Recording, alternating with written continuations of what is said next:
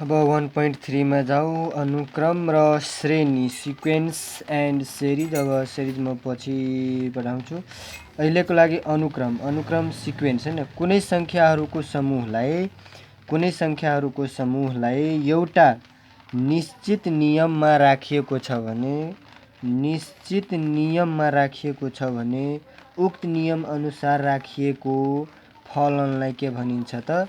अनुक्रम, सिक्वेन्स भनिन्छ। अब फर इक्जाम्पलको लागि हेर्ने हो भने मानौ हैन, कुनै अनुक्रम 1 2 3 4 5 छ भने यसपछि के आउँछ त? 6 नै आउँछ, त्यसपछि 7 आउँछ, यो फिक्स हुन्छ हैन। त्यसपछि के हुन्छ? 8 आउँछ। अब यो के भइरहेछ भने यो पहिलो पदमा 1 जोडेर आइरहेको छैन, पहिलो पदमा के भइरहेको छ? 1 जोडेर आइरहेको छ भने एउटा नियम फ्लो गर्यो हैन।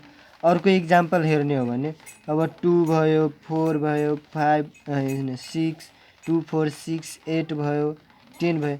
यसमा के भइरहेको छ भने 2 को डिफरेन्समा हैन, 2 को डिफरेन्समा के छ त? इभेन नम्बरहरूको क्रम आइरहेको छ। त्यसैले अब 10 पछि कति आउँछ भने त्यो हामीलाई थाहा भइहाल्छ। त्यो 12 आउँछ, 12 पछि कति हुन्छ त?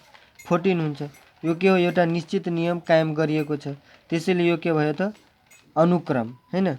अब फर इक्जाम्पल मानु यो 1 भयो, त्यसपछि यो 4 भयो, त्यसपछि 9 भयो, त्यसपछि 16 भयो। यो के भइरहेको छ भने नेचुरल नम्बरको, जस्तै 1 को स्क्वायर 1 नै भइहाल्यो, 2 को स्क्वायर 4 भइहाल्यो, 3 को स्क्वायर 9 हुन्छ, 4 को स्क्वायर 16 हुन्छ भने यो के गरिरहेको छ भने यो n स्क्वायर हैन, यो n स्क्वायरको नियम फ्लो गरिरहेको छ। त्यसैले यसपछि आउने जुन नम्बर हुन्छ त्यो कति हुन्छ त? 25। यसपछि जुन आउने नम्बर हुन्छ के हुन्छ त? 36 हुन आउँछ। यो के हो त?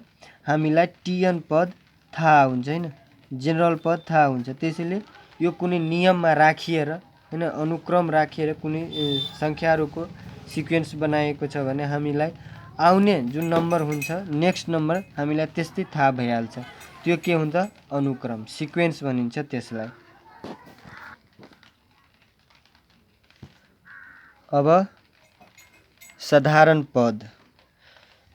पद जेनरल टर्म। कुनै पनि अनुक्रममा अनुपदको मान कुनै निश्चित सूत्रबाट निकाल्ने गरिन्छ।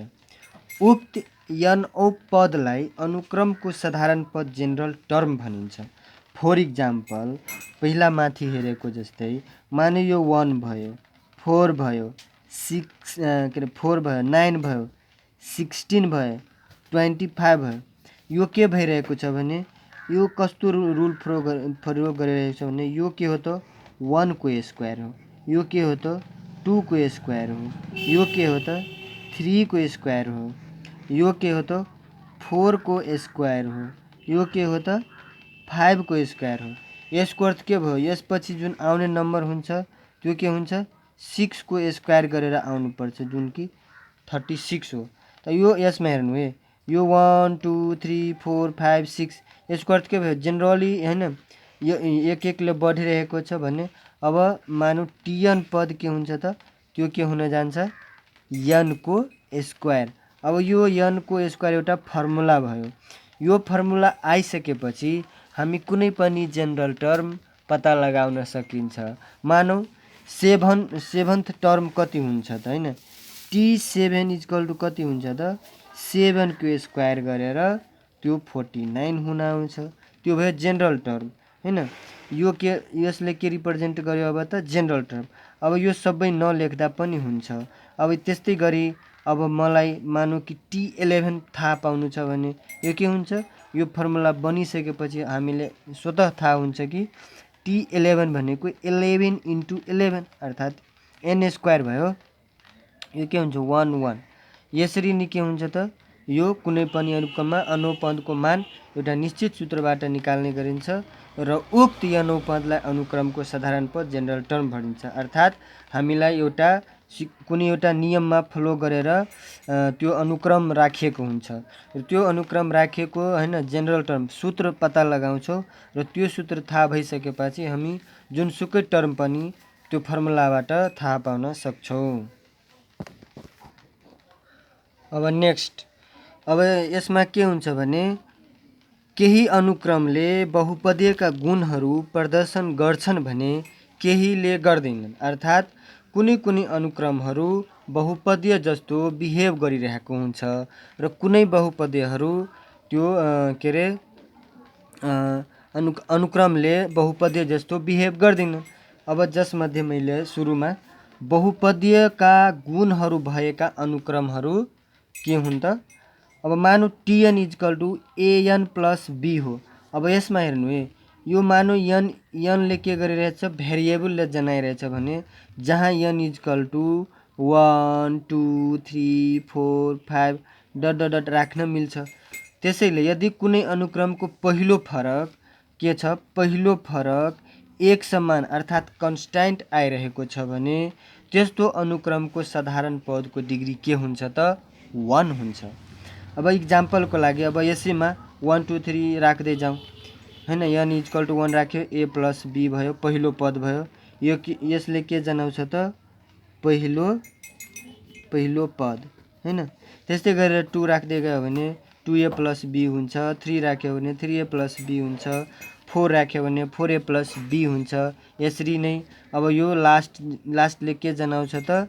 जेनरल टर्म टिएन जनाउँछ। जेनरल टर्म के जनाउँछ त? टिएन। अब यो के भनिरहेको छ भने पहिलो डिग्री के हुनु पहिलो फरक के हुनुपर्छ त? कन्स्ट्यान्ट हुनुपर्छ। त्यो आइरहेछ कि छैन हेर्ने। जस्तै अब ए प्लस बी र 2a प्लस बीमा कतिको फरक हो त यो हेर्नु ल। ए को फरक आउँछ। फेरि यस र यसमा के फरक छ त? ए आइरहेको छ। फेरि यस र यसमा के फरक छ त? ए आइरहेको छ। यसको अर्थ के भयो? यदि कुनै अनुक्रम हैन, यदि कुनै अनुक्रमको पहिलो फरकहरू कन्स्ट्यान्ट आइरहेको छ भने त्यो अनुक्रम बहुपदीय हुन्छ र त्यसको डिग्री के हुन्छ त? 1 हुन्छ। अब हेर्नु है, फर इक्जाम्पलको लागि यदि मैले एउटा सिक्वेन्स कुनै अनुक्रम 4 7 10 13 र 16 भए त्यसको जेनरल टर्म के हुन आउँछ त? हामीलाई थाहा हुनुपर्छ। जस्तै यो अब मानौँ एन प्लस बी। अब हामीलाई यो टर्ममा एन त रहन्छ नि, यो ए र बी को भ्यालु कति हो त त्यो हामीले थाहा पाउनुपर्छ। यसको लागि के गर्ने त? 4 7 10 13 16 गरेर पहिलो फरक निकाल्ने। के गर्ने? पहिलो फरक निकाल्ने। पहिलो फरक कति आउँछ त? यो 3। यो के भयो त? 3। यसमा पनि यो के हो त? 3। यसमा पनि यो के हो त? 3। जबकि अब यो इक्वेन्स ए प्लस बी र त्यसपछि 2a plus be 3a plus be हुँदाखेरि यसको कन्स्ट्यान्ट के हुन जान्छ? त्यो ए हैन। यो फरक के आउँछ? त्यो आउँथ्यो त ए। त्यसैले अब यो सिक्वेन्ससँग कम्पेयर गर्दाखेरि यसमा अब ए को भ्यालु 3 हुन जान्छ। अब यो ए को भ्यालु 3 हुँदाखेरि अब पहिलो पद कति हो त? ए प्लस बी। अब यसमा पहिलो पद कति हो त? ए प्लस बी। त्यसैले पहिलो पद equal to A plus B हो, जसमा ए प्लस बी भनेको यो सिक्वेन्समा ए प्लस बी कति हो त? 4 हुन्छ। अब यसमा हामीलाई ए को भ्यालु थाहा छ, फरक कन्स्ट्यान्ट फरक जुन 3 3 आयो नि, यसमा ए आउँछ भने यसमा 3 3 आयो। अर्थात् यो ए र यो 3 के हो त? बराबर हो। त्यसैले ए इजकल टु 3 भयो। अब यसको पहिलो पद र यसको पहिलो पद के हुनुपर्छ त? बराबर हुनुपर्छ। त्यसैले ए को भ्यालु कति राख्ने? 3। त्यसपछि बी इजकल टु 4 और B is equal to 4 minus 3 equal to 1। Therefore B is equal to 1 भयो। अब जेनरल टर्म कति हो त? जेनरल टर्म साधारण पद t n is equal to n plus b is equal to a को भ्यालु कति? 3। त 3 एन प्लस बी को भ्यालु कति त? 1। त्यसैले अब हेर्नु है, यो सिक्वेन्सको यो गिभेन सिक्वेन्सको अनुक्रमको टिएन जेनरल पद कति हुन्छ त 3n+1 हुन जान्छ। यो साधारण पद यो सिक्वेन्सको जेनरल टर्म 3n+1 हुन जान्छ। त्यस्तै गरी अब नेक्स्टमा के हुन्छ भने an² plus bn plus c स्वरूपका अनुक्रमहरू भएको अवस्थामा के गर्ने त अब tn = an² plus bn plus c मा n = 1 2 3 4 राख्दै जाने। अब 1 राख्दाखेरि a plus b plus c आउँछ किनकि 1 को स्क्वायर 1 नै हुन्छ, b × 1 b नै हुन्छ। त्यस्तै गरेर अब 4 अब 2 राख्दाखेरि 2 को स्क्वायर 4 हुन जान्छ त 4a plus 2b plus c। त्यस्तै गरी 3 राख्दाखेरि 3 को स्क्वायर 9a अनि यो 3b प्लस c। अब यो 16a plus 4b plus c हुन जान्छ। अब यसमा के गर्ने त पहिलो फरक निकाल्ने हैन। यसमा पनि के गर्ने पहिलो फरक निकाल्ने। पहिलो फरक कति हुन आउँछ त यो 3a यो cc त क्यान्सल भएछ अनि यो प्लस b। नेक्स्टमा के हुन्छ त यो दुईटीको फरक कति आउँछ 5a प्लस b। त्यस्तै गरेर यसको बीचको फरक कति आउँछ त 7a प्लस b आउँछ। त्यस्तै गरेर दोस्रो फरक निकाल्ने। अब यसमा हेर्नु है पहिलो फरकमा कन्स्ट्यान्ट आएन 3a plus b plus 5a plus b plus 7a plus b अर्थात् पहिलो फरक के भयो सेम आएन, कन्स्ट्यान्ट आएन। अब दोस्रो फरक निकाल्ने। के गर्ने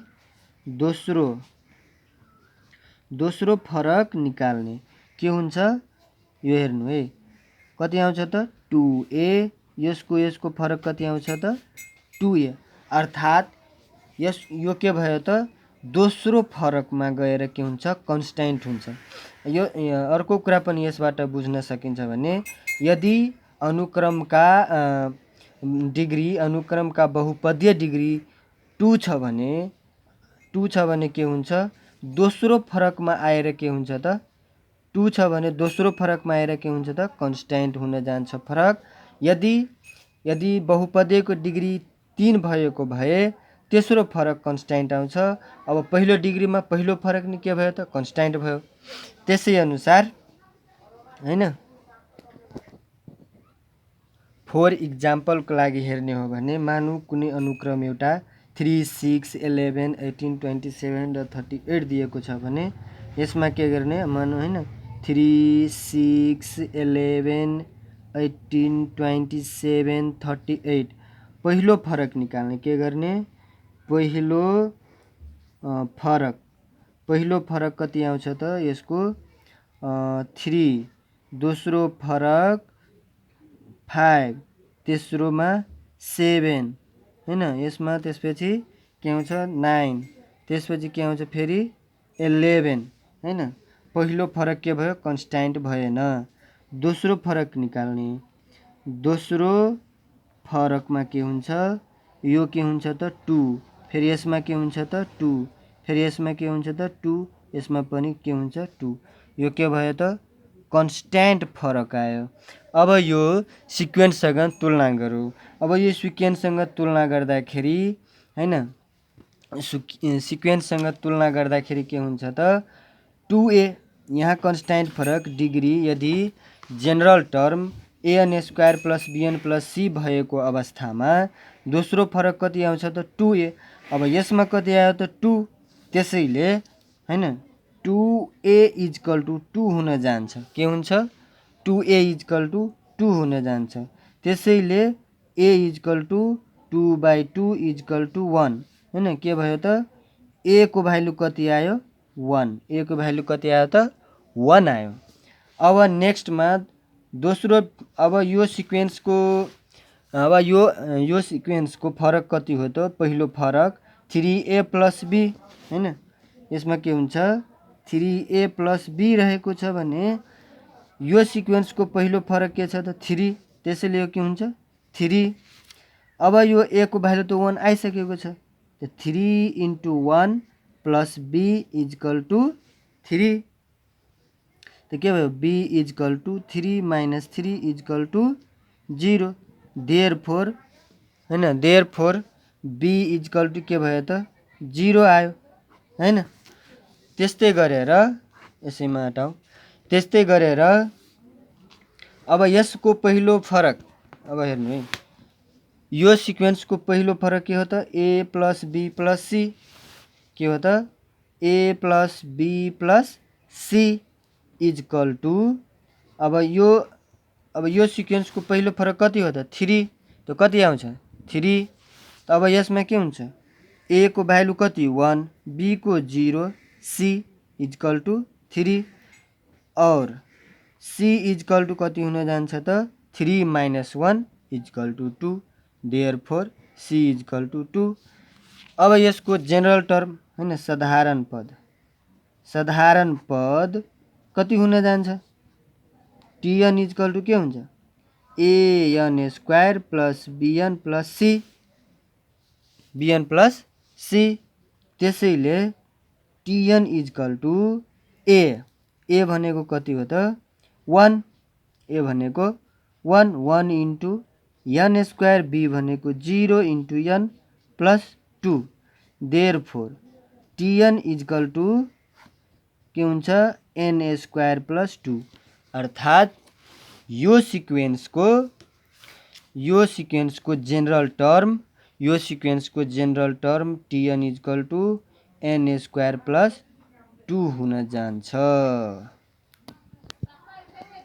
अब यसैमा बहुपदीय गुणहरू नभएका अनुक्रम मानौँ कुनै अनुक्रम 3, 9, 27 र 81 छ भने अब पहिलो फरक कति आयो त यसको 6, 18 र 54 कुनै मिलेन। दोस्रो फरक पनि मिलेन। खासै यो कस्तो आउँछ भने T1 इक्वल टु कति हो 3 इक्वल टु 3 को पावर 1 लेख्न मिल्छ। त्यस्तै T2 इक्वल टु हैन 9 हो यो भनेको 3 को स्क्वायर। त्यस्तै गरेर T3 भनेको के हो त 27 हो भनेको 3 को पावर 3 हुन जान्छ। त्यस्तै T4 भनेको 81 हो भनेको 3 को पावर 4। त्यसैले यसको general term Tn equal to कति हुन्छ त 3 को पावर n। यो के भयो त बहुपदीय गुण नभएका अनुक्रमहरू हो हैन। अब तपाईहरु Tn equal to general term ANQ plus BN square plus CN plus D भएको हैन यसको डिग्री कति आयो त डिग्री 3 भएको आफै कुनै एउटा के रे अनुक्रम लेख्नुस् र यो सोल्भ गर्नुस् कस्तो हुँदो रहेछ। तेस्रो पदमा समान पद आउँछ कि आउँदैन, तेस्रो फरकमा समान फरक आउँछ कि आउँदैन आफै होमवर्क गर्नुस् हैन।